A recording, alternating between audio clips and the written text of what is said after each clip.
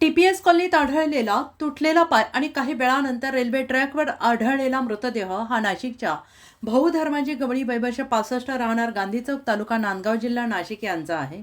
परळी शहरात दिनांक 21 जुलै रोजी सकाळी एक अत्यंत धक्कादायक आणि थरारक घटना समोर आली। टीपीएस कॉलनी येथील वसाहतीत एका अज्ञात व्यक्तीचा तुटलेला पाय आढळून आल्याने परिसरात प्रचंड खळबळ उडाली होती। या घटनेनंतर काही वेळातच परळी रेल्वे स्टेशन ते सिमेंट फॅक्टरी दरम्यान असलेल्या रेल्वे ट्रॅकवर एका अनोळखी व्यक्तीचा मृतदेह आढळून आला।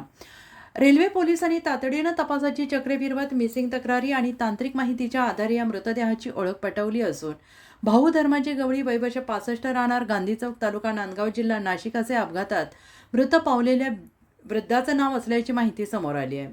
मिळालेल्या माहितीनुसार भाऊ गवळी हे तिरुपती शिर्डी रेल्वेने प्रवास करत होते। प्रवासादरम्यान त्यांचा अपघात नेमका कसा आणि मूळ कारण अजूनही स्पष्ट झालेलं नाही। मात्र सकाळी टीपीएस कॉलनी वसाहतीत तुटलेला पाय आढळून आल्यानंतर स्थानिक नागरिकांनी पोलिसांना माहिती दिली। त्यानंतर लोहमार्ग पोलिसांनी रेल्वे ट्रॅक परिसरात शोध घेतला असता सिमेंट फॅक्टरीजवळ ट्रॅक शेजारी एका वृद्धाचा मृतदेह आढळून आला। दरम्यान या मृतदेहाचा पाय कुत्र्याने टीपीएस कॉलनीत घेऊन गेल्याचा अंदाज व्यक्त करण्यात येतोय। घटनास्थळी मृतदेहाची तात्काळ निश्चित ओळख पटू शकली नव्हती।